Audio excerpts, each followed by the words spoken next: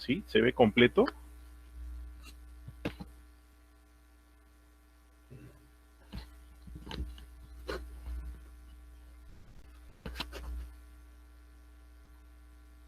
Sí, ok, gracias. Lo que pasa es que tengo el chat en, en visto también para poder responder alguna cuestión adicional que pudiese aparecer. Bien, la práctica que vamos a desarrollar es la práctica 11, es la que corresponde al papel que juega el laboratorio en el diagnóstico microbiológico de las infecciones de piel. Ya hemos ido hablando a lo largo de las clases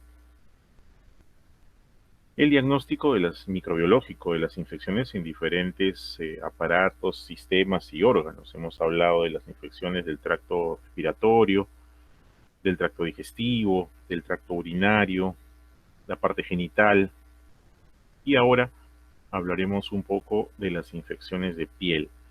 Sin embargo, ya no nos vamos a abocar solamente a la etiología bacteriana, que es la que mayormente hemos ido revisando, sino que también vamos a ver una parte importante que corresponde a las infecciones por hongos en relación con las teorías que han venido llevando hasta la semana que ha pasado. Entonces, este diagnóstico etiológico de las infecciones tanto de piel, tejidos blandos y osteomioarticular se estudia o se aborda en conjunto, dado que estas infecciones pueden ir en cierta forma avanzando, perforando, ganando en profundidad, dependiendo siempre del tipo de patógeno que esté involucrado en la misma. Entonces vamos a empezar con las infecciones micóticas. Las infecciones micóticas o infecciones por hongos que atacan a la piel son pues principalmente dermatofitos. Como ya les ha explicado también el doctor Calderón, estos dermatofitos atacan la superficie de la piel porque son queratinofílicos, vale decir, consumen queratina, queratina que forma parte de las capas externas de la epidermis, sobre todo de la capa cornificada, o sea, la que está por descamarse, es rica en queratina, está compuesta de células muertas ricas en queratina, y esta constituye la comida de este tipo de dermatofitos. Las fuentes de infección de estas infecciones por hongos, o sea, el lugar de la partida de la infección, puede venir de otro humano, y ahí vamos a hablar un poquito más adelante de las micosis antropofílicas. Puede venir de un animal o puede venir del ambiente. Vamos a hablar ahí de los hongos geofílicos también. Generalmente a partir de las estructuras llamadas artroponidios es donde la forma infectante, digamos, del hongo que alcanza la piel, ya sea de manera directa, por contacto directo, en este caso el humano o los animales, o por contacto indirecto, a través de el uso, por ejemplo, de objetos de uso personal o fómites, a través del uso de toalla interior, de toallas, ropa interior, el pisar los suelos contaminados de los gimnasios, de los baños, las alfombras, el mismo respaldo de las sillas, los sombreros, las peinetas, los zapatos pueden constituirse en agentes de transmisión indirecta de este tipo de hongos, donde a través de las artroponidias van a tomar contacto con la piel y van a empezar a desarrollar sus factores de patogenicidad, sus factores de virulencia, y empezar a desarrollar una infección primero y una enfermedad posteriormente. Entonces, estas micosis se clasifican de acuerdo a la profundidad de la lesión que alcanzan. Están las micosis superficiales, causadas por estos hongos llamados dermatofitos, que pueden causar una serie de enfermedades, entre ellas la llamada piedra, la piedra blanca, la piedra negra, la pitiriasis versicolor, las dermatofitosis, quizás las más conocidas, las tiñas, tiña capitis cuando afecta cuero cabelludo, tiña corporis cuando afecta el tórax, el abdomen, o los muslos, la tiña cruris cuando afecta a los muslos, por ejemplo, la tiña pedis cuando afecta el pie, la tiña manus cuando afecta la mano, etc. Las uñas no están exentas de padecer afecciones por hongos, dado que las uñas también contienen queratina en su composición, así que es frecuente hablar de onicomicosis. Y hablando de las levaduras, porque los mencionados hasta ahora todos son hongos de tipo micelial, dentro de las levaduras destaca la presencia de cándida. Cándida, no solo la albicans, sino todas sus demás especies, pueden causar infecciones cutáneas o mucocutáneas, sobre todo en la zona mucosa, asociado a veces a problemas de compromiso inmunitario, o sea, cierto grado de inmunodepresión que condiciona la aparición de estas patologías. Están también las micosis subcutáneas, hongos que ingresan generalmente por espinas, por astillas, por ruptura de la piel y a partir de ahí empiezan a ubicarse justamente en el tejido celular subcutáneo, a veces alcanzando el plano muscular y desarrollando una serie de eventos inflamatorios crónicos, como se aprecia aquí en la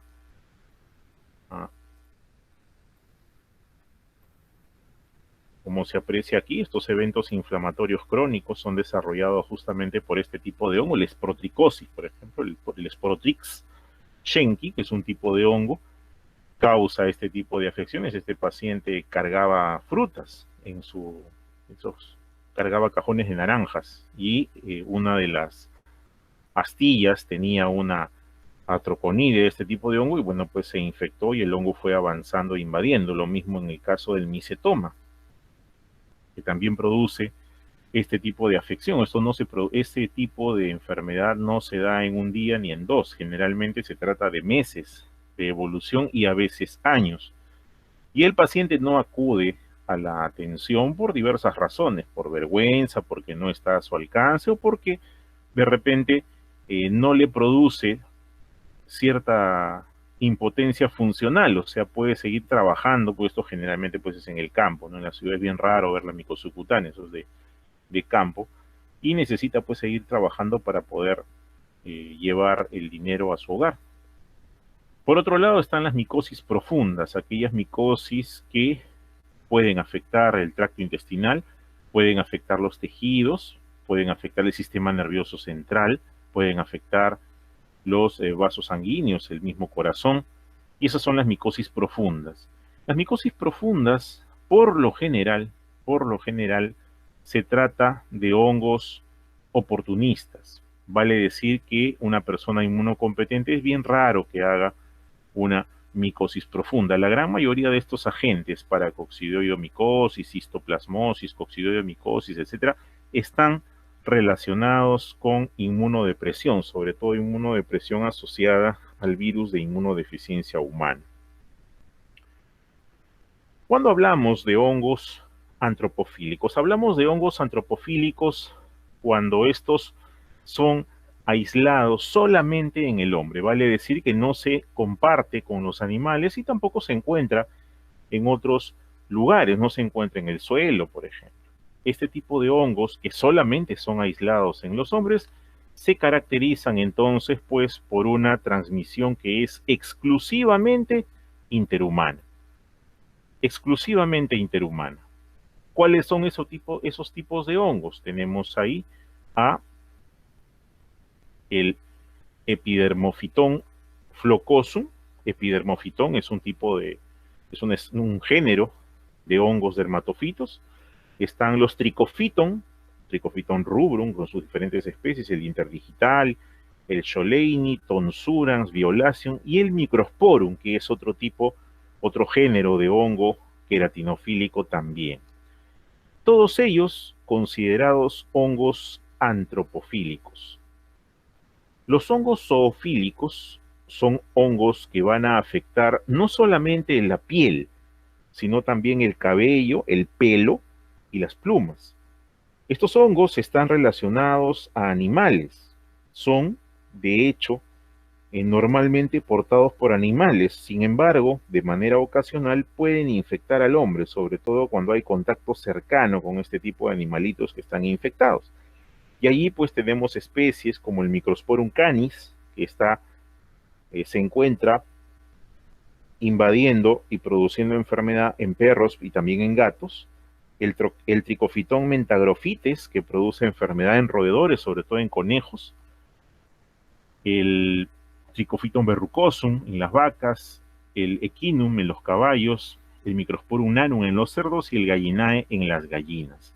Ahora bien, si bien es cierto, todos estos honguitos se caracterizan por infectar a estas especies animales, el contacto cercano con este tipo de animalitos infectados hace que nosotros podamos adquirir la infección. Es más, muchas veces, por eso dice aquí portadores asintomáticos, muchas veces el animalito no tiene sintomatología, ninguna sintomatología que haga pensar que tiene el honguito.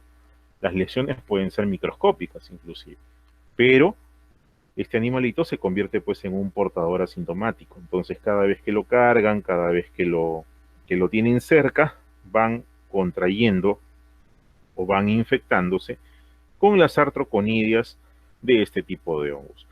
Por otro lado, los hongos geofílicos, como su nombre lo indica, son aislados en el suelo y se encuentran normalmente formando parte de él. Los parques, jardines, playas, tienen hongos viviendo ahí que ocasionalmente, sobre todo cuando caminamos pues descalzos, pueden infectarnos. ¿Qué tipos de hongos son esos? El Microsporum gypseum es un hongo que se encuentra pues en jardines sobre todo, el Trichophytum terrestre, el Ageloi y el Microsporum fulvum también son parte de estos hongos geofílicos. Entonces estamos viendo que hay hongos antropofílicos relacionados o de contagio exclusivamente entre humanos. Están los hongos dermatofitos zoofílicos, que si bien es cierto se caracterizan por infectar animales, tienen relación con nosotros porque a partir de ahí nos podemos infectar, aunque sea ocasionalmente. Y también están los hongos de tipo geofílico, los cuales se encuentran de manera natural en el suelo y a partir de ahí constituyen pues una fuente de diseminación si es que no se toman las precauciones. ¿Cuál es el principal riesgo? El caminar descalzo. Ese es el principal riesgo para poder adquirir alguno de estas cepas de hongos dermatofitos. Las dermatofitosis, que son las enfermedades causadas por los dermatofitos, también se conocen como tiñas. Así se le dice a la enfermedad. Ojo, la enfermedad se llama así.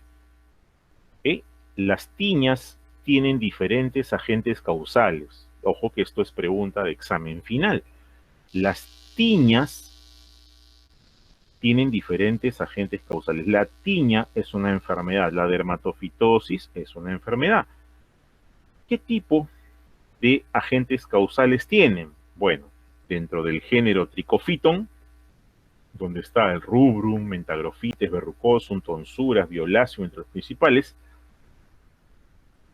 Estos honguitos del género Trichophyton, trico, pelo, se caracterizan por afectar piel, pelos y uñas.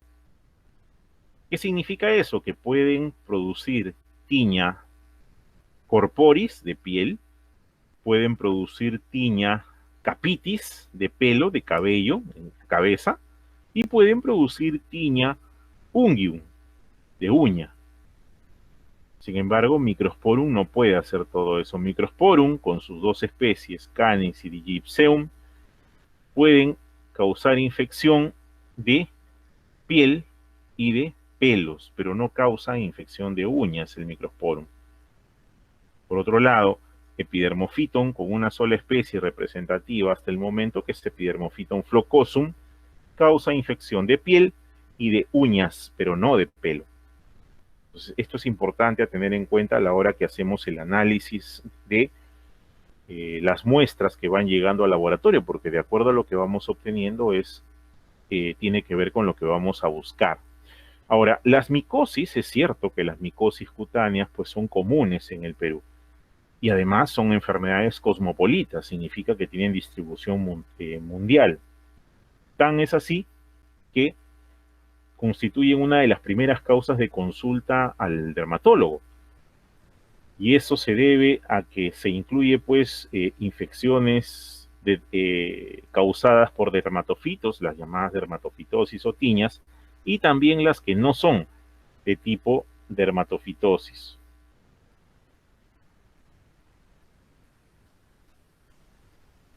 Cuando hacemos este diagnóstico micológico, todo empieza con la toma de muestra.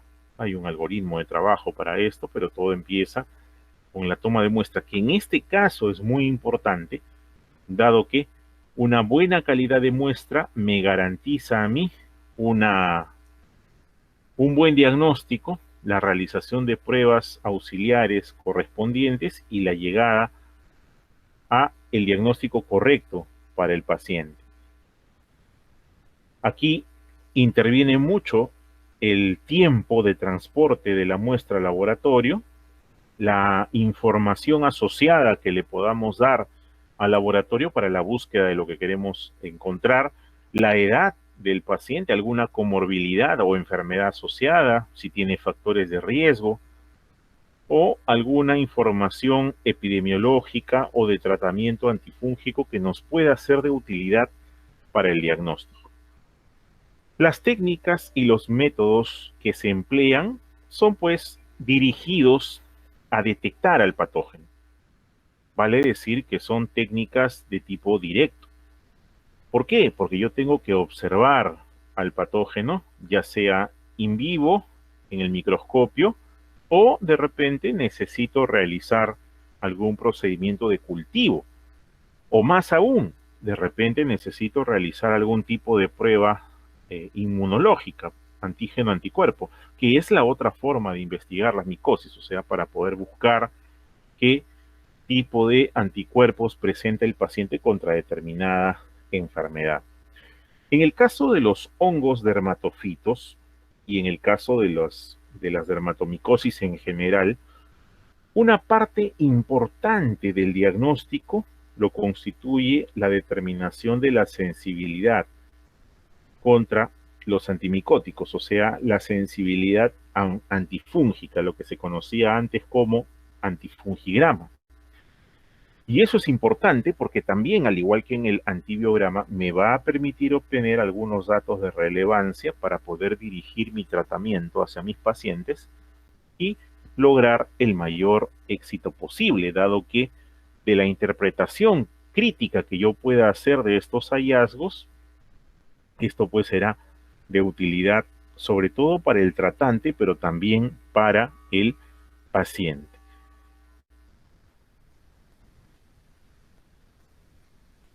Entonces, para trabajar el tipo de muestra que voy a necesitar o que voy a requerir, yo debo tener en cuenta la fase preanalítica, que es similar a las anteriores fases preanalíticas que hemos ido discutiendo a lo largo del curso, donde va a destacarse pues la calidad de la historia clínica, o sea, el tipo de personal de salud involucrado en esta toma de muestra, la indicación de la muestra con los datos necesarios. Eso implica necesariamente revisar el petitorio para ver si está completo. Si está completo, procede. Si no está completo, se sugiere que se complete, porque si no, la información que vamos a encontrar o que vamos a buscar no va a ser la más óptima posible. Se recomienda que para la toma de muestra de estas dermatofitosis, de estas infecciones por hongos queratinofílicos, se recomienda que no se coloquen pomadas, cremas, ungüentos, sobre todo antimicóticos, por lo menos 72 horas antes de realizar el tratamiento. ¿Y por qué? Porque la presencia de antimicóticos o de antibióticos o de lo que fuese puede, en cierta forma, alterar el resultado, dado que si, por ejemplo, hay una crema con antihongos metida en la muestra, esta crema va a inhibir el crecimiento de la especie que estoy buscando.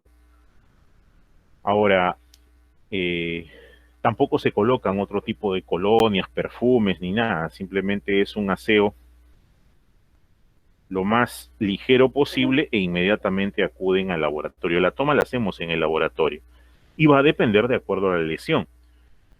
Es diferente la toma de muestra de piel que la toma de muestra de pelo, es distinta, o la toma de muestra de faringe, ¿no? Entonces, la preparación del paciente tiene que ver con el reducir al máximo posible la presencia de agentes contaminantes o colonizantes. Ya dijimos que lo primero que se hace es suspender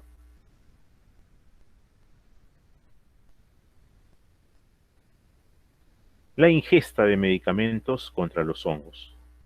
Si se trata de una ingesta de manera local, de repente algo le dolía, etcétera, puede ser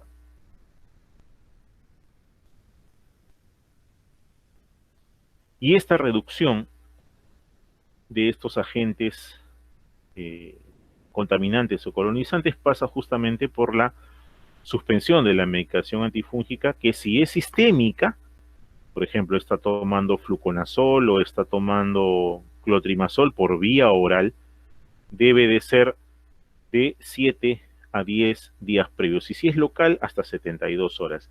La higiene de la zona implica usar agua y de preferencia jabón no perfumado, jabón de glicerina. Incluye también el cepillado de las uñas, cuando las uñas están pues crecidas, y en el caso de los pies debe acudirse con zapato cerrado y también con calcetines o medias en el caso de las mujeres, ¿no? No se debe ir con sandalias a la toma de la muestra. Entonces el paciente se higieniza, como lo hace siempre, con su agua y su jabón, utiliza su escobilla para el aseo de las uñas, no se utilizan pomadas, no se utilizan ungüentos, tampoco se utilizan perfumes. Los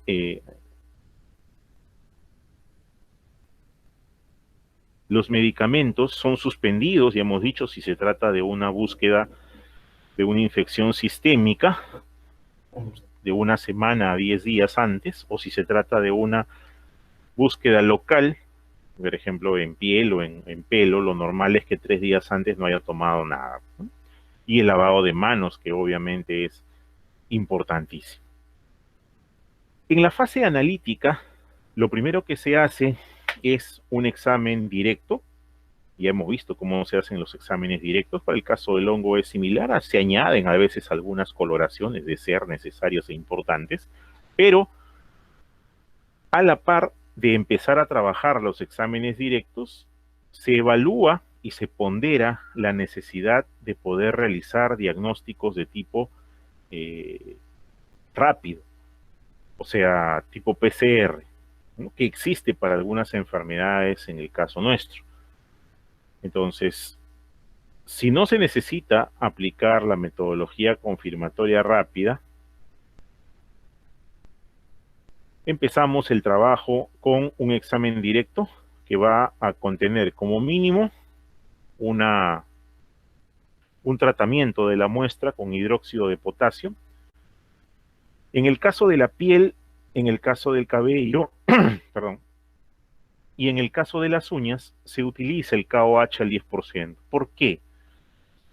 Imaginen la estructura de la piel es como una pared de ladrillos, ¿ya? Donde cada ladrillo que forma parte de la pared es una célula y la mezcla o la argamasa que los une, la unión de esos ladrillos, la mezcla del concreto o lo que fuese que los une, son justamente las uniones intercelulares que tienen nuestras células. Entonces, el hidróxido de potasio lo que hace es romper esas uniones intercelulares y liberar el contenido, que en este caso son las células, liberar los ladrillos de esa pared para que yo pueda observar ladrillo por ladrillo si hay presencia de alguna estructura micótica. Ahora bien, el examen en fresco implica realizar la observación sin añadir ningún tipo de coloración. Sin añadir ningún tipo de coloración. Es raro de hacerse porque se prefiere utilizar las coloraciones para poder observar mejor. Sin embargo, no está de más un examen en fresco. Las coloraciones que son usadas para resaltar las estructuras tienen un problema que es el hecho de la disponibilidad. No todos los establecimientos de salud, no todos los laboratorios de diagnóstico cuentan con todos los colorantes. Sin embargo, los más importantes o los principales son pues la coloración de Giemsa, la coloración de Gram, la coloración por tinta china y la de calcofluor. El diagnóstico histopatológico se reserva para aquellas muestras donde es necesaria la biopsia de piel.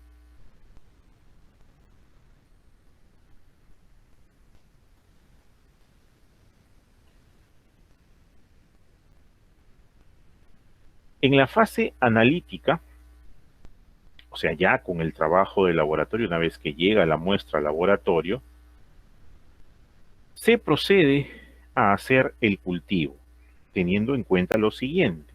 Vamos a cultivar hongos.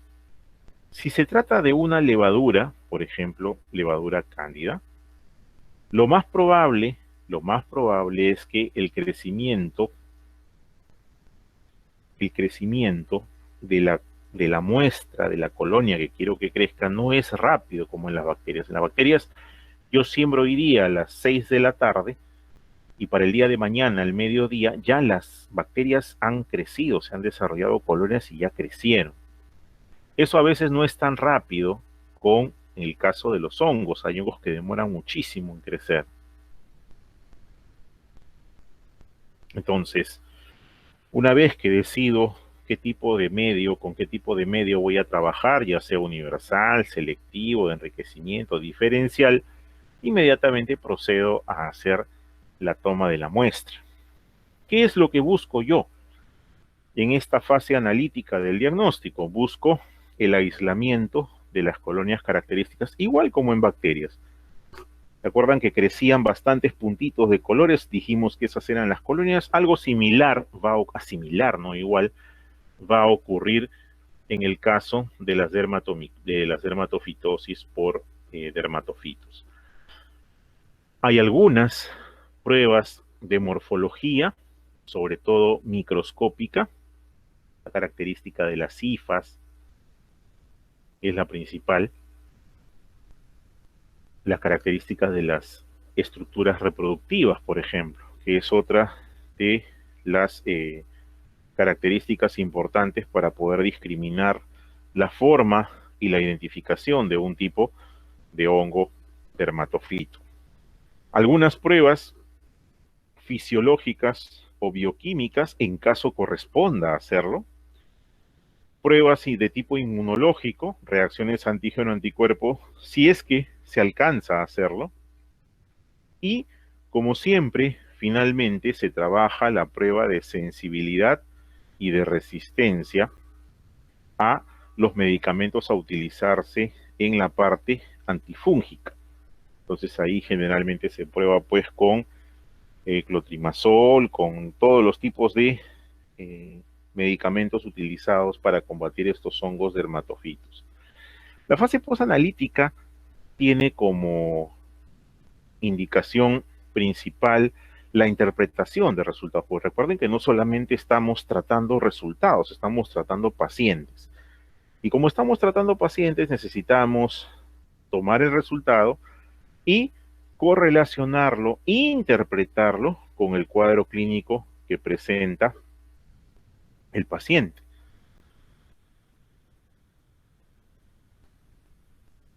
¿Cómo es que se hace la toma? Creo que eso no está aquí abajo, no lo hemos puesto ya. ¿Cómo es que se hace la toma de la muestra, que es lo importante? Antes de hablar de las láminas.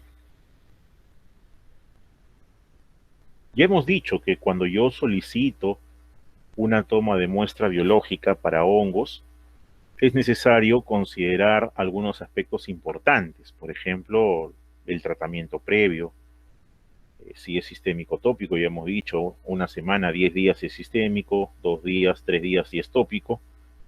Si se trata de algún paciente con inmunodeficiencia, también es importante tener ese dato, si se trata de un paciente con inmunodeficiencia.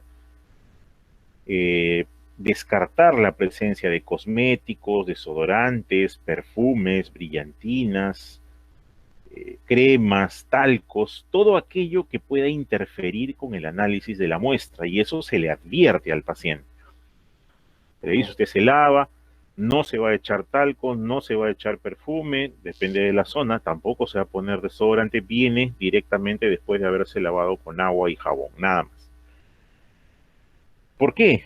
Porque todos estos factores mencionados, todas estas sustancias inertes, pueden contribuir a que la muestra sea pues inapropiada y a que se pueda encontrar resultados tanto falso negativos como falso positivos.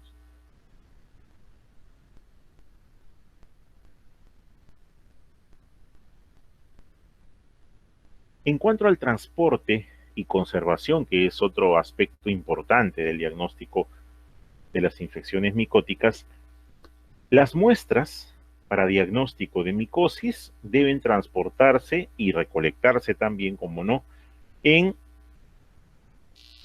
recipientes completamente sellados.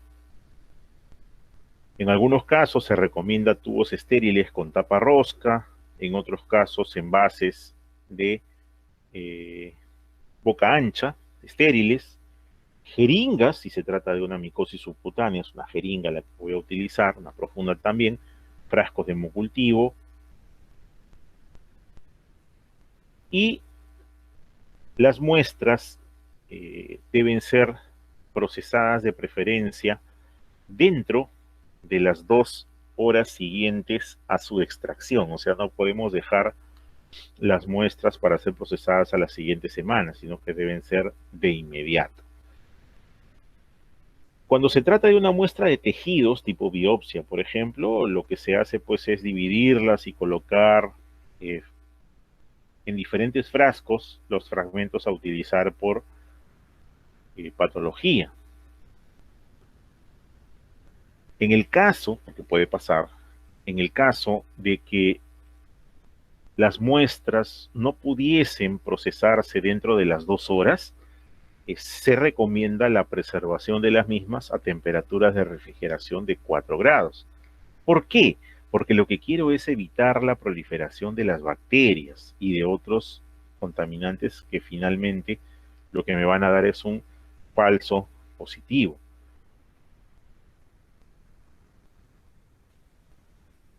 Sin embargo, también se tiene que tener en cuenta de que algunos hongos no toleran los 4 grados centígrados, como por ejemplo los agentes causales de la pitiriasis versicolor, los de tipo malacesia. Malacesia no sobrevive si es que la refrigeramos. Lo mismo el mucormicosis o listoplasma, ¿no? Mueren si lo refrigeramos. Así que en esos casos habrá que analizar el tipo de paciente que está llegando para poder decidir la mejor opción diagnóstica terapéutica.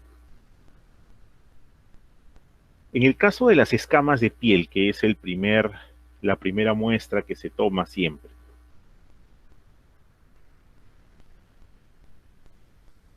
las muestras de piel y anexos, específicamente las escamas de piel, están presentes pues como fenómeno natural de nuestra descamación, pero cuando hay una infección por dermatofitos, es necesaria la toma de muestra de estas escamas de piel, que, como ya mencioné hace un momento, las vamos a encontrar en las capas más externas de la piel, en el estrato córneo.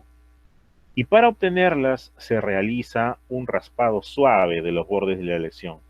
Estas lesiones están presentes en tiñas, están presentes en las candidiasis, están presentes en algunas otras infecciones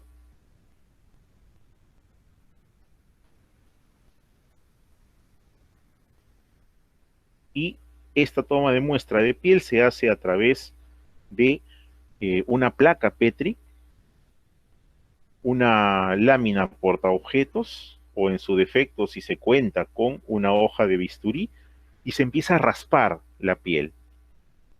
Yo necesito las escamas, así que voy a raspar la piel. ¿Qué parte voy a raspar? Toda la zona donde la lesión esté activa.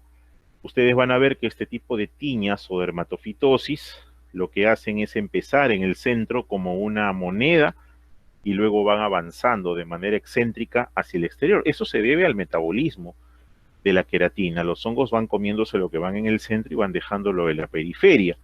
Pero como este es un tejido antigénico, va a empezar a producir problemas en los diferentes.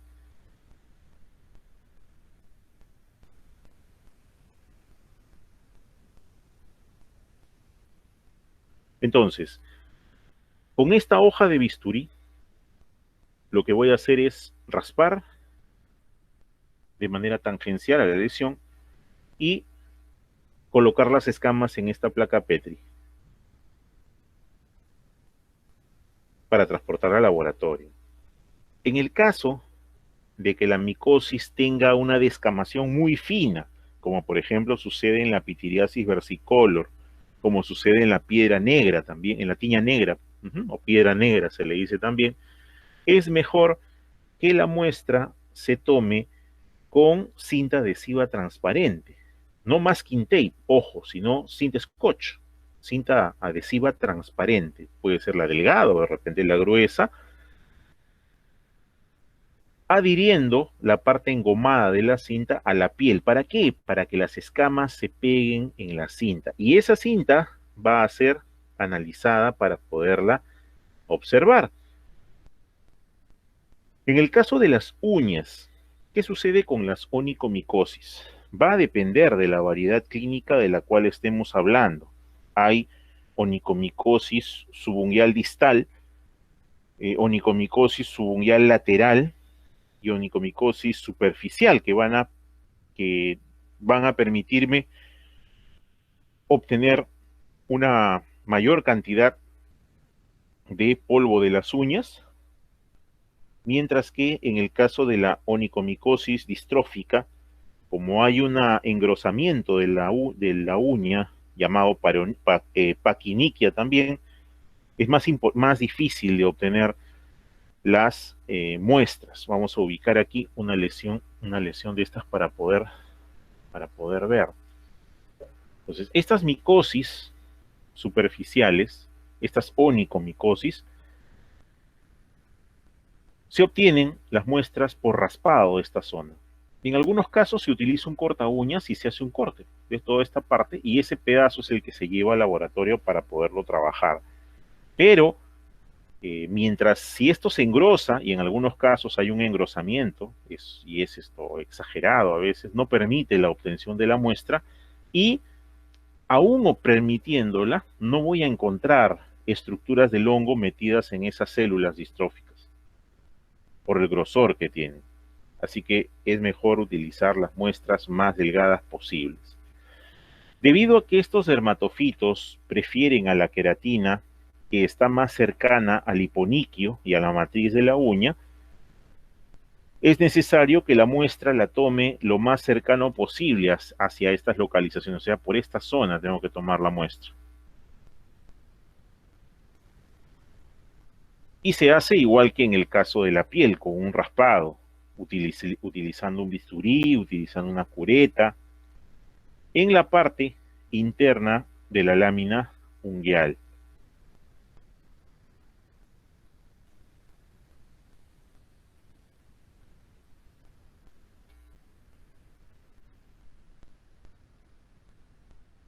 Hay unos aparatitos especiales que son utilizados para perforar las uñas y obtener polvo de ellas, pero esto puede utilizarse pues también en algunos casos taladros de madera, utilizando las brocas más finitas o las fresitas de tamaño más pequeño. Pero lo práctico en nuestro medio es poder utilizar el bisturí o utilizar un corta uñas limpio, ¿no? Una vez que tengamos la muestra, las escamas en la placa Petri, inmediatamente se traslada al laboratorio para su trabajo. ¿Qué es lo que pasa en el caso del pelo? ¿Qué hacemos con el pelo? El pelo no se raspa. ¿Okay? Dependiendo de la ubicación, el pelo no se va a raspar. Por lo general se arranca. O sea, tomamos con una pinza una parte de esos cabellos extrayéndolos desde la raíz. ¿Por qué necesito extraerlo desde la raíz? Porque tengo que observar si es que el bulbo del pelo está tomado. Y para eso necesito la raíz del pelo. Así que debo de tomar la muestra incluyendo a la raíz del cabello. Eso hace que tenga que arrancarlo. Lo primero que se hace en el caso de que la toma de muestra en la búsqueda de estos pelos implique la tiña capitis, tiña de la cabeza, por ejemplo, lo que primero se hace es seleccionar el área que se va a estudiar, utilizando una lupa. Luego se extraen los pelos con una pinza de depilar limpia. Y en el caso de la tiña inflamatoria, hay una complicación de las tiñas, que es una tiña inflamatoria o Kerion de Celsos, se llama. ¿Por qué? Porque encima de esa lesión micótica, como ustedes están viendo acá, a ver, aquí, encima de esta lesión micótica todavía se infecta y se forma todo un plastrón ahí de costras, sobreinfectación. Eso se llama Kerion de Celso o Kerion inflamatorio.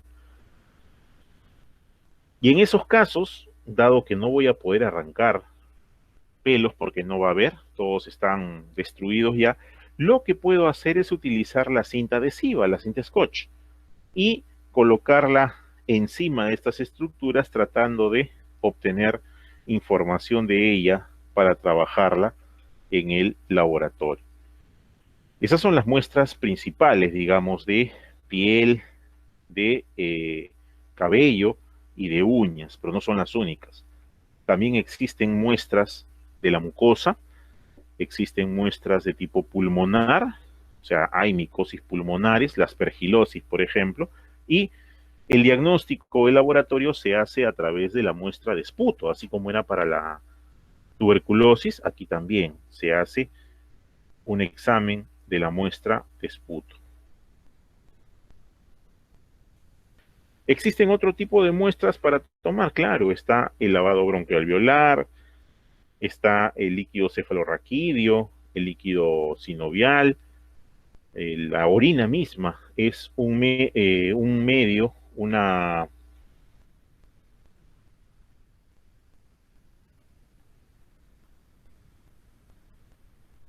variante, ¿no?, de las muestras a utilizar. Están los exudados, también puede ser la sangre, sobre todo en el caso de sospecha de fungemia o la misma médula ósea, para investigar algunas infecciones diseminadas como la histoplasmosis, la blastomicosis, etc. Entonces, ahora sí, explicada la forma cómo se obtiene las muestras, en este caso ya podemos observar algo de las láminas. Y empezamos con las micosis superficiales más conocidas, el pie de atleta. ¿No? Se dice que más o menos el 30-35% de la población en el mundo tiene o ha tenido pie de atleta. Este pie de atleta, llamado así porque era frecuente encontrarlo en los gimnasios, en los lugares, en los estadios donde se realizaban ejercicios, y era justamente porque se contaminaban a partir del contacto con esas superficies y al compartir sobre todo este tipo de áreas comunes.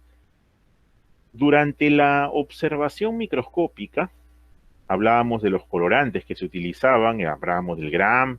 Uno de los colorantes se llama azul de lactofenol.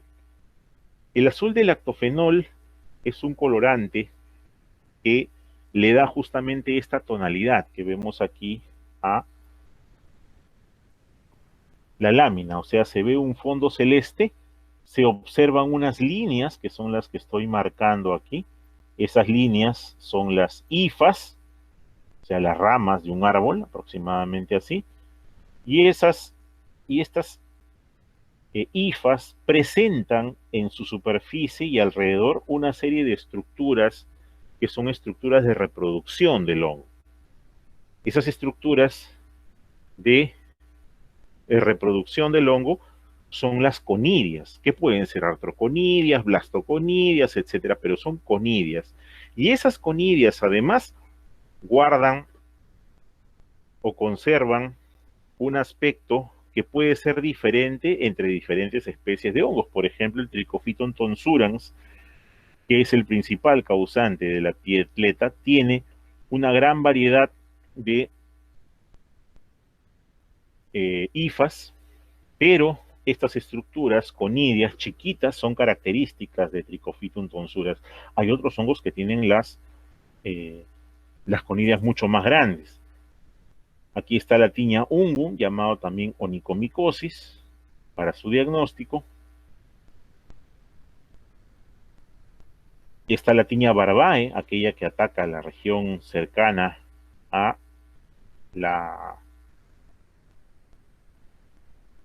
entre el cuello, la mandíbula, o sea, la zona de la barba está tomada por este honguito.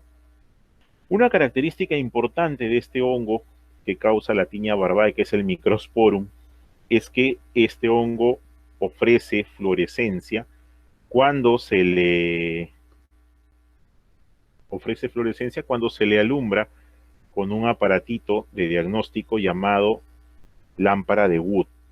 Entonces ustedes ven ahí la lámpara de Wood, que maneja una luz a una longitud de onda de 346 nanómetros.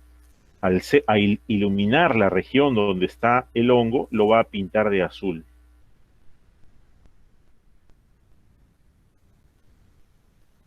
Otro tipo de micosis superficiales es la tiña corporis, ¿verdad? La tiña corporis, cuyas lesiones, observen bien ese tipo de lesiones, son lesiones en forma de monedas, o sea, son lesiones de tipo numular causado por la tiña corporis. Puede aparecer en el brazo, puede aparecer en el tejido en general,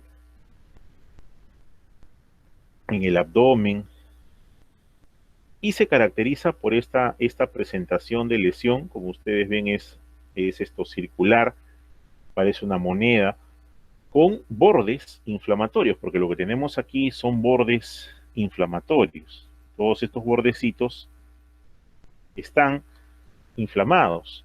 Y justamente esa es una característica del hongo. Como el hongo tiene crecimiento excéntrico, lo primero que hizo, lo que se hace para poder realizar la extracción de este tipo de muestra, es pues observar en detalle, y vamos a ver que la parte del centro, esta parte de aquí, ya casi no tiene escamas. O sea, el hongo ya acabó con toda la queratina disponible en esa zona.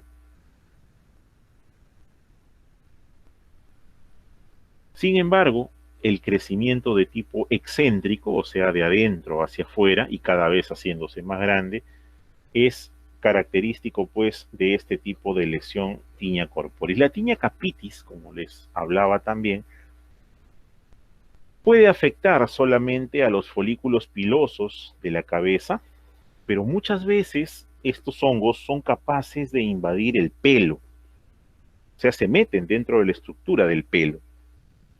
Cuando sucede eso, estamos ante un ectotrix. La definición de ectotrix es fuera pelo, o sea, algo que afecta al pelo por afuera. Y eso se observa también en las láminas, o sea, hay un evidente invasión, un evidente compromiso de la zona medular del cabello, haciendo que se empiece a deformar o en todo caso se torne quebradizo. Y eso es otro hallazgo importante. La pitiriasis versicolor no es otra cosa más que una infección fúngica que condiciona un cambio en la pigmentación de la piel. O la piel se vuelve más clara o se vuelve más oscura, pero por partes. Eso es algo de la pitiriasis versicolor, que es causada por la Malassezia furfur. La Malassezia furfur es una levadura del grupo de Cándida que se encarga de producir pues este tipo de enfermedad con hipopigmentación. a diferencia de la malacesia foliculitis que vemos al costado, donde la afectación no solamente implica un cambio de color, sino también lesiones de tipo elevadas. Las micosis superficiales también pueden afectar, hemos dicho, regiones mucosas. Y eso se da porque las regiones mucosas muchas veces están sometidas a otro tipo de estrés. Imagínense la mucosa de la vía oral, de la boca. Constantemente está humedecida. Constantemente está expuesta a este tipo de patógenos. El tracto genital femenino lo mismo. El surco balano prepucial en el varón igual. Están sometidos a este tipo de invasión por cándida, sobre todo, que es a la que más le hay que temer ahora, cándida. Y eso hace pues que se presenten este tipo de lesiones. Como ustedes pueden ver, tiene el clásico descenso en el caso de la dama, pero es muy escaso y aquí un poquito más abundante. Y en el caso del varón está pues ubicada la lesión en toda la zona del surco balano prepucial. ¿Y qué tipo de micosis superficial podría ser? Candidiasis, la presencia de Candida albicans. ¿Y cómo sé que es Candida albicans? A la hora que haces que se hace la tinción o la lámina para teñir, inmediatamente se prueba con el microscopio para poder observar, porque la figura de Cándida, la imagen de Cándida es diferente a todas. Cándida tiene una forma levaduriforme, alargada, y algunas veces se encuentra pues en plena división, en plena mitosis, y eso se observa en el laboratorio también. Por otro lado, las candidiasis también pueden afectar las uñas, o por lo menos el tejido lateral de las uñas, causando lo que se conoce como paroniquia, o sea, toda esta zona está afectada. Y ya sabemos qué tipo de muestra vamos a tener que tomar ahí. Las micosis subcutáneas son aquellas que van a atravesar la capa de la piel, van a ir más abajo de las capas basales, van a invadir la lámina propia y invaden también el tejido celular subcutáneo llegando hasta los planos profundos. Ahí tenemos el actinomicetoma, actinomices, y las lesiones que produce pues son bastante aparatosas, ¿verdad? Imagínense llegar a un consultorio con un pie de este tipo, de todas maneras, quieran o no lo quieran, llaman la atención. Y cuando uno le pregunta al paciente cuánto tiempo tienes de enfermedad, ellos siempre responden 4 meses, 5 meses, 6 meses, 1 año y a veces más. ¿Y por qué no viniste antes? Porque no me dolía, no duele, porque no me molestaba. Y ahora que me molesta, vengo.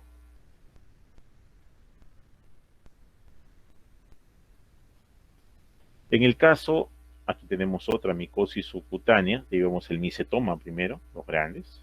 Otra micosis subcutánea que es la cromoblastomicosis, otro tipo de hongo también. Está la Exophiala jenselmei, la Exophiala moniliae, principalmente. Pero ya que estamos hablando de la piel, del tejido celular subcutáneo y el osteomioarticular, no podemos dejar de mencionar a la bacteria, una de las bacterias que es capaz de realizar todo ese recorrido y producir enfermedad en todos esos lugares. Y ese es el Staphylococcus aureus. El Staphylococcus aureus, que ya sabemos que es un coco gram positivo, es un coco piógeno, formador de pus, es una bacteria bastante versátil con respecto a sus factores de virulencia y con respecto también a sus estrategias o mecanismos de patogenicidad. ¿Por qué? Porque este tipo de bacteria puede infectar cualquier órgano, cualquier aparato, cualquier sistema. Cualquiera puede producir una aparentemente inofensiva foliculosis, una foliculitis con infección e inflamación asociada a, a los vellos del cuerpo, el carbunco, que es una infección que toma el nombre de lo que produce el anthrax, es un tipo de lesión parecida, ahí está en la imagen, podemos ver aquí el carbunco en una de las nalgas del paciente. El paciente se infectó, estaba trabajando en una maderera y a la hora de sentarse una de las astillas ingresó por su cuerpo y le ocasionó ese tipo de lesión.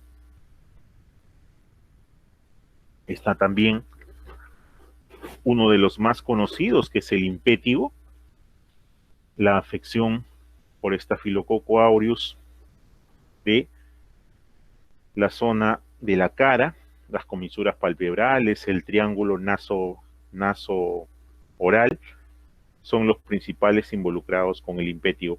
Y también están aquí apareciendo dos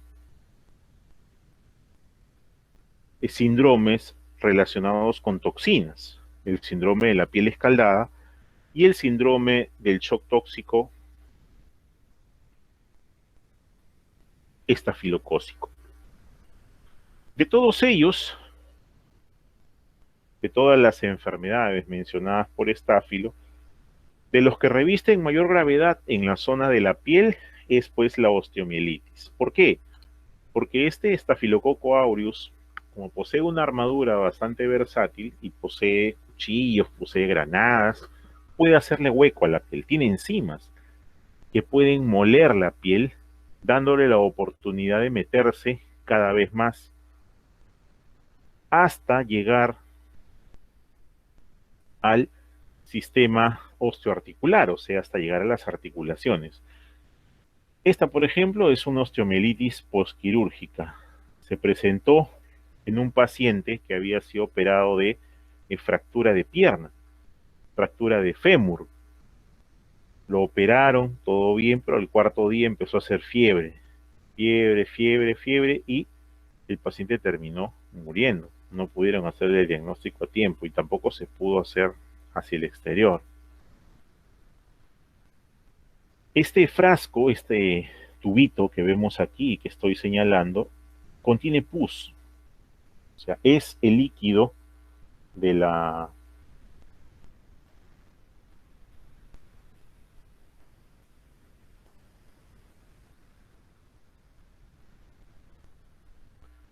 y este frasco de pus fue extraído de una de las caderas de un niño que estaba justamente infectada por este tipo de bacteria.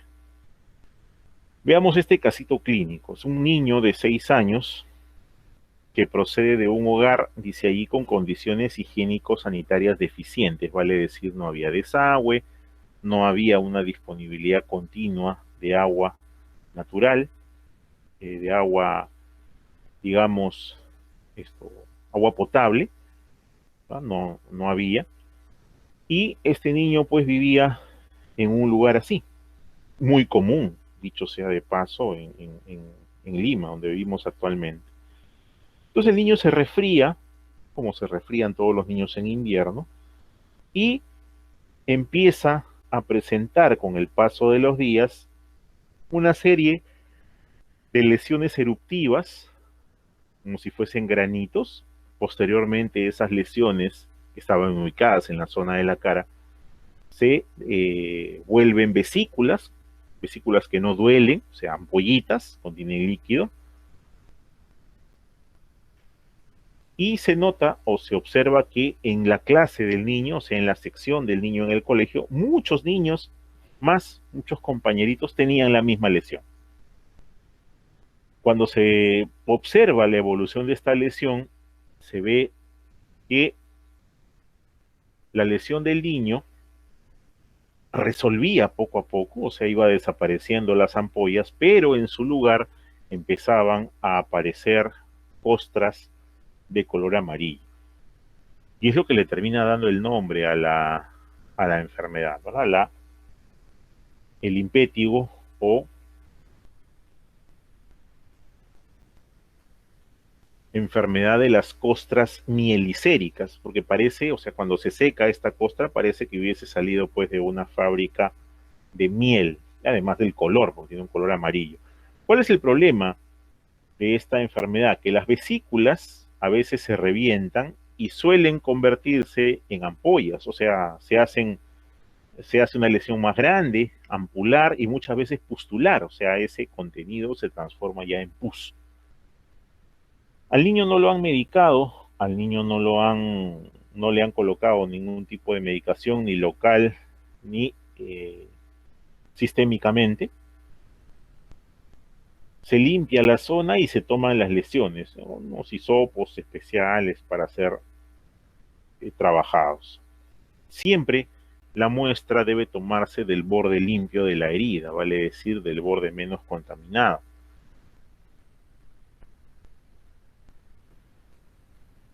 ¿Qué hacemos con esta muestra una vez que la llevamos al laboratorio? Pues la primera opción, lo primero que se hace es realizar una coloración de Gram. Esta coloración de Gram debe analizarse con cuidado, ya que recordemos que la piel o la zona de la piel de donde viene la lesión no es un lugar estéril, vale decir, es un lugar que puede tener otro tipo de carga bacteriana no relacionada con la enfermedad.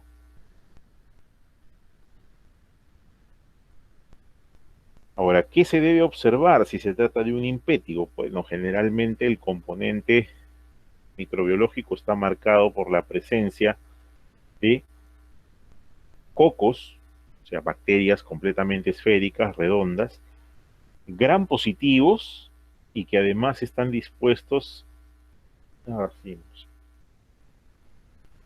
Esa apariencia de gram positivo de estos cocos observados nos indica o nos orienta a pensar de que se trata de un estafilococo, o podría ser un estreptococo también. Sin embargo, hay una característica adicional que no podemos soslayar, y es que estos cocos gram positivos van a tener que ser sembrados posteriormente para poder recuperar en cultivo al agente causal de esta infección. A eso se le llama primocultivo. Para ello voy a realizar una muestra dentro del laboratorio. Voy a tomar la muestra que me encomendaron y la voy a verter en la placa Petri utilizando la técnica de agotamiento, se le llama así a esta forma de ir pasando el asa de uno u otro lado de la placa para poder garantizar que al día siguiente pues haya una zona donde crezcan las colonias sin ningún problema. Y luego viene ya la parte de identificación, donde vamos a tener dos pruebas principalmente. Una es la prueba de catalasa, o la prueba de la catalasa, que tiene como finalidad poder detectar una enzima. Esa enzima se llama justamente catalasa. ¿Por qué me interesa eso? Porque nuestros neutrófilos durante la respuesta inmune, y son los neutrófilos los que acuden contra la infección por hongos, van a enfrentarse a los hongos y también a las bacterias, como no, liberando algunos componentes de sus gránulos o fagocitando y destruyendo a las bacterias y a los hongos extracelulares. Una de las armas que va a utilizar este neutrófilo es justamente la catalasa. Entonces, ¿cómo pruebo yo que existe catalasa en ese tejido esta bacteria que este estafilococo que estoy aislando es capaz de producir catalasa? Bueno, voy a añadirle peróxido de hidrógeno. En presencia del peróxido de hidrógeno, la catalasa actúa descomponiéndolo en oxígeno y en agua. Entonces lo que voy a hacer es, tomo una colonia de aquellas de las que han crecido, la coloco sobre un portaobjetos y le agrego una gota de hidróxido de potasio, perdón, una gota de agua oxigenada, peróxido de hidrógeno, al 30%. Si observo la formación de burbujas, si yo observo burbujas, significa que la catalasa está presente porque está descomponiendo el peróxido de hidrógeno en oxígeno más agua. El hecho de que sea catalasa positivo ya me hace pensar que se trata de un estafilococo. La siguiente prueba es la prueba de la coagulasa. La prueba de la coagulasa tiene la misión de comprobar si el microorganismo tiene la capacidad de coagular el plasma deshidratado de conejo. Esa es una prueba de patogenicidad que no todos la tienen. Ahora bien, esta prueba de la coagulasa se realiza incubando un volumen de medio mililitro de cultivo puro. Se sacan las colonias con el asa, se incuba a 35 grados en el mismo volumen de plasma de conejo o de plasma humano. Recordemos que no es suero, sino plasma, y la diferencia está justamente en la presencia del fibrinógeno. El plasma contiene fibrinógeno que se puede coagular, el suero no contiene fibrinógeno, por lo tanto nunca va a coagular, así que se utiliza plasma. Y se incuba a 35 grados para observar después de 4 a 6 horas. Cuando se habla de una prueba positiva, coagulasa positiva, cuando al observar la suspensión que he dejado incubando, hay un coágulo metido. Coágulo que puede ser total o parcial. Eso me dice que se trata de una prueba coagulasa positivo. ¿Por qué es útil la prueba de coagulasa? Porque me permite discriminar a los estafilococos coagulasa negativos de los coagulasa positivos. Los coagulasa positivos tienen la enzima, los coagulasa negativos no la tienen. Ahora, ¿cuál es la ventaja de que de los coagulasa positivos el patógeno humano es el aureus? Los otros estafilococos son coagulasa negativos, vale decir el epidermidis, saprophyticus, lugdunensis, etcétera, son coagulasa negativos. El único coagulasa positivo es el estafilococo aureus. Una vez que se ha hecho, pues entonces las pruebas de identificación por completo, empieza a realizarse también el antibiograma, o sea, las pruebas para indagar la sensibilidad y la resistencia a los antibióticos. Este kit que vemos aquí y que estoy señalando y que dice Rapid Staph Plus es un kit de identificación. Ojo, este es un kit de identificación porque contiene algunas sustancias de sustratos químicos, identificación de bacterias. Voy a ponerle ahí. Se utiliza para la identificación bacteriana. Y este es más o menos el algoritmo que les estaba mencionando, ¿no? Yo tengo la muestra, se hace un examen directo, se observa en el GRAM qué en forma tienen cocos, cómo se agrupan en racimos, qué carácter tintorial tienen, son gram positivos. Se cultiva, el cultivo se hace en agar sangre, luego se realiza la prueba de catalasa, que si es positiva me habla de un estáfilo, si es negativa puede ser un estrepto, puede ser un enterococo, y luego la prueba de coagulasa, que si es positiva me habla de un estáfilo aureus y si es negativa de todos los otros estáfilos. Entonces este algoritmo es bastante práctico, dicotómico, justamente para llegar a ubicar o encontrar un sentido al trabajo del laboratorio que estamos haciendo. Y en la parte del diagnóstico de la sensibilidad y resistencia, es necesario tener en cuenta que se tiene que determinar si la cepa, si la bacteria que estoy estudiando es sensible o no es sensible a la meticilina. La meticilina es un antibiótico semisintético, es una penicilina semisintética que no se usa para tratamiento porque la dosis necesaria es bastante elevada, es muy cercana con la dosis tóxica. Tiene un umbral de manejo bastante estrecho, entonces se utiliza para pruebas diagnósticas, dentro de ellas la determinación del estafilococo meticilino resistente. ¿Y por qué hablamos de este estafilococo meticilino resistente o MARSA? porque constituye pues un problema en el tratamiento. Ya casi no quedan estafilococos salvajes que son sensibles a todo. La gran mayoría de bacterias que van produciendo este tipo de infecciones tienen sensibilidad a la meticilina. Y si tienen sensibilidad a la meticilina, que es una penicilina semisintética, son resistentes de manera ya, de hecho, son resistentes a todas las cefalosporinas y penicilinas habidas y por haber. Así que allí lo único que queda es cambiar de antibiótico. Ya no se usa penicilinas o cefalosporinas, sino se pasa a utilizar los glucopéptidos, que es un antibiótico con un principio de acción ligeramente distinto a los anteriores, pero por su peso molecular es capaz de poder ejercer su acción de manera eh, más adecuada, ¿no? Y esa es la utilidad que se tiene con las cepas que son meticilino resistentes. Los glucopéptidos tienen un mecanismo de acción, como digo, similar a las cefalosporinas. Lo bueno es que no pueden ser alterados por las enzimas del estáfilo. Ahí está la vancomicina, está también la teicoplanina, que es otro glucopéptido utilizado en el tratamiento de estos pacientes, ¿no? Previa prueba de sensibilidad.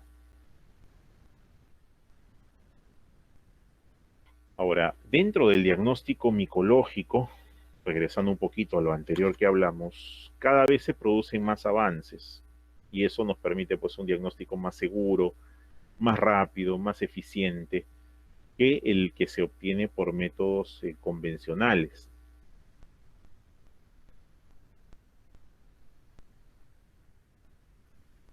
En el caso de las micosis cutáneas, es necesario observar las cifras del hongo para dar el diagnóstico de positividad o negatividad. Más allá de realizar el cultivo, yo tengo que observar primero, tengo que observar las estructuras del hongo y eso se hace en el examen en fresco, donde vemos las cifras.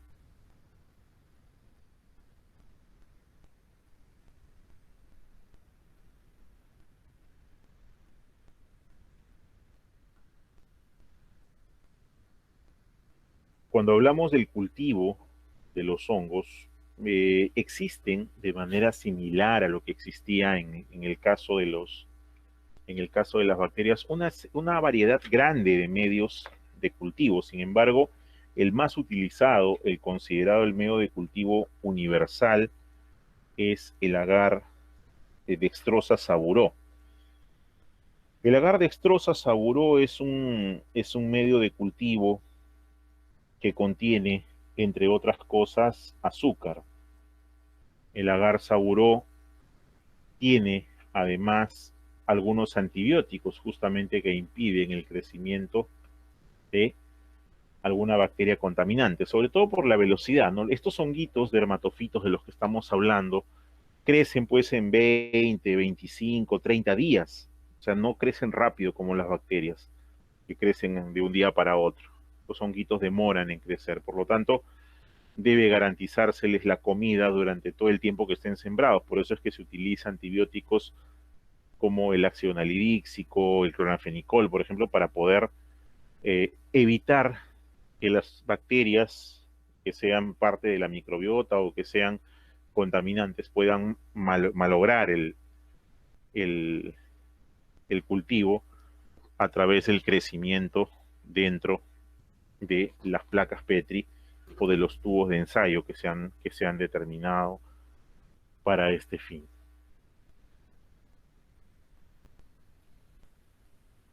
Muy bien, hasta aquí es esta práctica, perdón, es hasta aquí. ¿Alguna pregunta, algún comentario?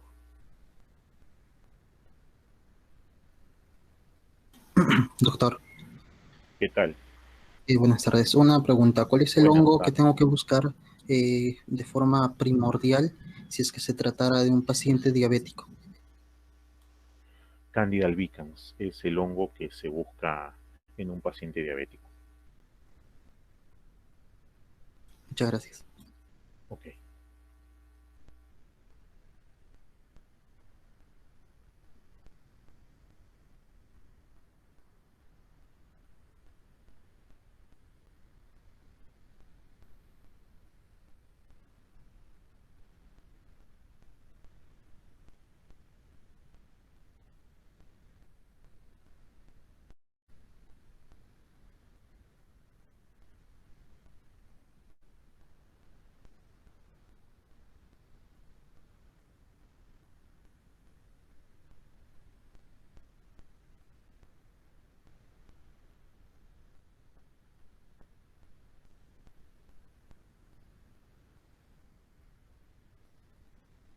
Doctor, una duda. Sí, Creo que estaba mencionando sobre la garza buró. ¿Se le tendría que correcto. considerar un medio selectivo? Lo mencionó, El porque agar dijo que, saburó tiene varias composiciones. Está el agar saburó simple, que simplemente contiene dextrosa y que permite crecer de todo, hasta bacterias. Está el agar saburó con dextrosa y con extracto de levadura, por ejemplo, que permite crecer hongos oportunistas. Y está el agar saburó con antibióticos, que es el más utilizado para poder eh, ubicar, por ejemplo, dermatofitos. Este agar saburó con antibióticos contiene clorfenicol, que les decía, y también contiene a veces cicloheximida para inhibir el crecimiento de los mohos contaminantes. Entonces, este tipo de agar saburó, dependiendo de su composición, será pues medio selectivo o será un medio diferencial.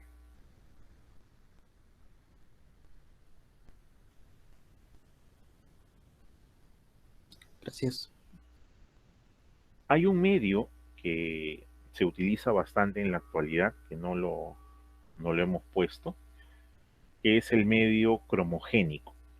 El medio cromogénico es un medio que genera color. La marca más conocida es el Chrome Agar Cándida o el Candy Select, también es otra marca. Entonces, estos medios, que son diferenciales para hongos, contienen en su composición algunos elementos bioquímicos que permiten el cambio de coloración en las colonias que van creciendo, dependiendo el tipo de sustrato que consuma el hongo. Entonces, en el cromagar, por ejemplo, yo puedo observar colonias de color rosado, de color verde, de color azul, de color violeta o sin color simplemente. Y ese cromagar me está diferenciando, me está diferenciando por especies de hongos. Por ejemplo, el cromagar cándida, que es el principal, el que primero salió, digamos, porque ahora ya está para bacterias. El cromagar cándida o el agar cromogénico cándida, el primero que salió, eh, permitía el crecimiento de cándida y dependiendo de la especie crecía de un color diferente, justamente por el sustrato. O sea, los sustratos no son otra cosa que las sustancias que las bacterias consumen. ¿No? Imagínense, nosotros tenemos un menú. Yo como arroz con pollo, como lomo saltado, como arroz con huevo. Otro come tallarines, come, no sé, seco de ceviche, el otro come pescado frito. Entonces, de acuerdo al menú que presentan este tipo, al consumo del menú, pintan diferente, un color distinto. En Cándida albicans, por ejemplo, crece de un color verdecito, un color verde bien bajito. La Cándida cruzei, que es otra, crece de color rosado. La Cándida glabrata crece de color transparente o blanquecino. Y la Cándida tropicalis, que es otra de las cándidas importantes, crece con un color azul en el centro, en sus colonias. Entonces, este cromagar es interesante en el sentido de que me permite identificar especies. Algo similar existe para bacterias, o sea, existen agares cromogénicos para bacterias, que yo puedo sembrar, por ejemplo, enterobacterias y de un color me crece el Escherichia coli, de otro color me crece la Salmonella, de otro color me crece la Klebsiella, el Proteus. Se usan, pero son agares pues caritos, no son de uso común, ¿no? O sea, con lo que compre uno de esos agares puedo comprar 50 de los convencionales. Entonces, desde el punto de vista de rendimiento, como que no son muy adecuados, ¿no? Para el trabajo en la parte de salud pública. En la parte privada probablemente sí, porque ahí se puede realizar otro tipo de inversiones, ¿no? Ahí hay otro tipo de costos también que están involucrados, ¿no? Igual para estáfilo también hay agar cromogénico. Me acuerdo que una vez hemos visto de bacterias, el agar cromogénico de bacterias, justo para enterobacterias. La Escherichia coli crecía la colonia de color rosadito el enterococo podía crecer también verde, el proteus una colonia amarilla y la klebsiella un color morado. Ese era un tipo de agar cromogénico que se tenía.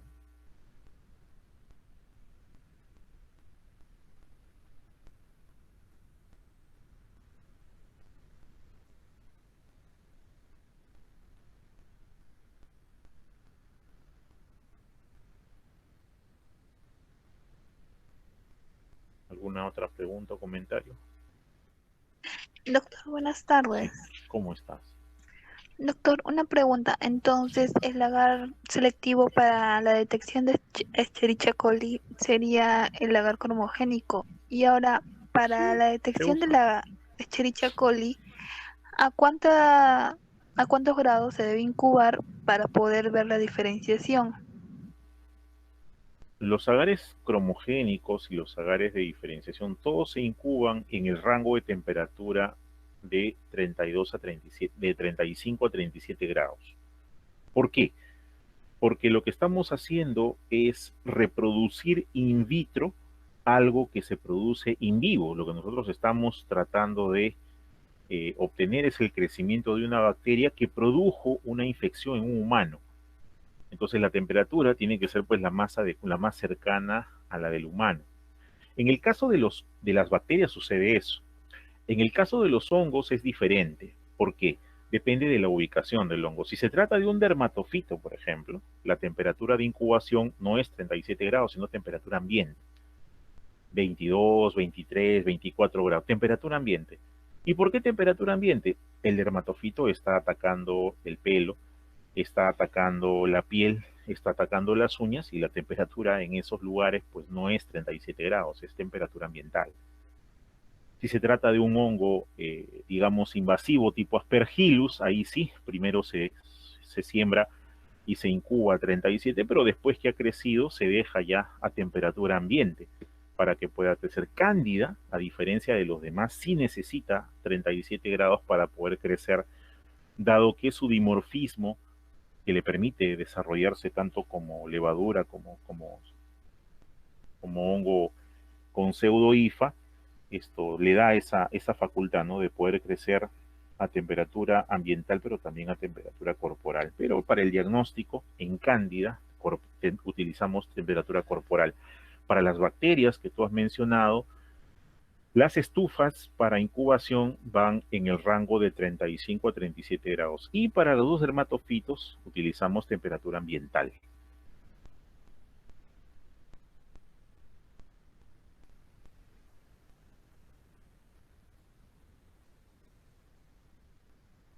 Gracias, doctor. Ok. Doctor, una consulta. En caso de dermatofito facial, ¿no? Si se presentara en algún ah, infante o niño menor de 1 año, eh, Ujú. alrededor de los ojos, por ejemplo, ojos o boca, ¿qué se recomendaría usar? ¿Igual un antimicótico, crema o qué? Sí, puedes usar un antimicótico en crema dependiendo de la edad que tiene. La nistatina es la más utilizada en los niños, pero ahí hay un detalle, o sea, tenemos que saber si ese hongo es resistente a la nistatina o no, y la única forma de saberlo es hacer un cultivo de esas escamas. Así que se extraen las escamas con el mismo procedimiento que hemos mencionado, o sea, raspada con, con la hoja de bisturí o con el mismo portaobjetos, y eso se observa al microscopio, se siembra y se hace el antifungirama. Pero la más utilizada pues en niños sobre todo es nistatina, ¿no? Porque el clotrimazol o el ketoconazol o el fluconazol son hepatotóxicos, causan hepatotoxicidad y no se usan hasta después de los 3 años de edad generalmente. La nistatina es la que más, y tiene acción la nistatina contra las cándidas y contra los dermatofitos también, ¿no? Y eso hay que mirarlo porque no le puedes echar la crema y sacarlo al sol porque produce pigmentación de la piel, o sea, tiene un cuidado adicional, ¿no? Pero desde el punto de vista microbiológico de diagnóstico, lo ideal es saber exactamente de qué hongo estamos hablando. Pero mucho depende la especie del hongo, ¿no? De repente es de perro, es Microsporum, de repente es del jardín, no sabemos, entonces hay que identificar de todas maneras cuál es el hongo que está produciendo este tipo de problema, ¿no?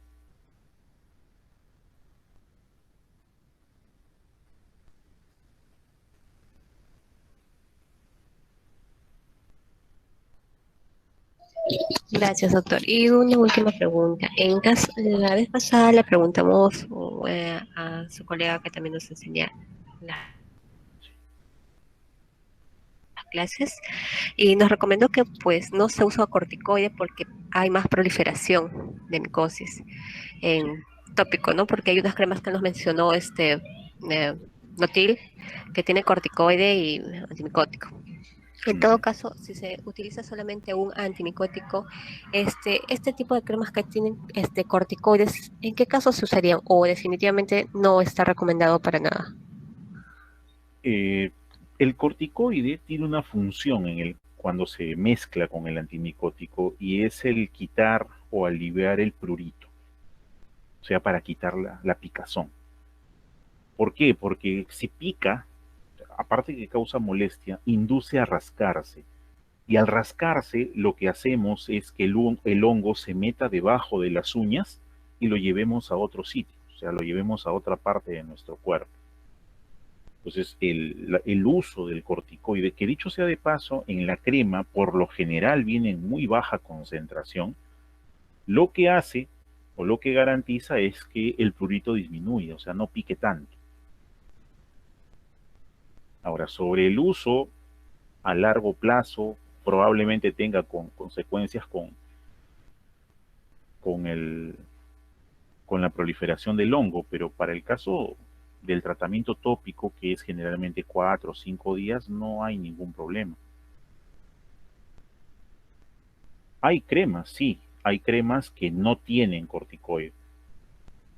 Generalmente lo mezclan pues con triamcinolona, algunos con dexametasona o betametasona, pero hay cremas antimicóticas, o sea, hay antimicóticos que no tienen corticoide.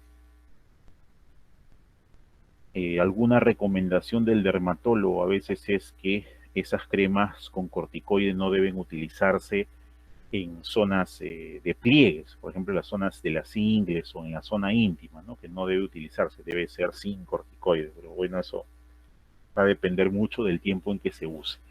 Lo que sí es cierto es que el corticoide de por sí es un inmunomodulador, o sea, interviene en la respuesta inmunitaria, frenando la actividad del linfocito T.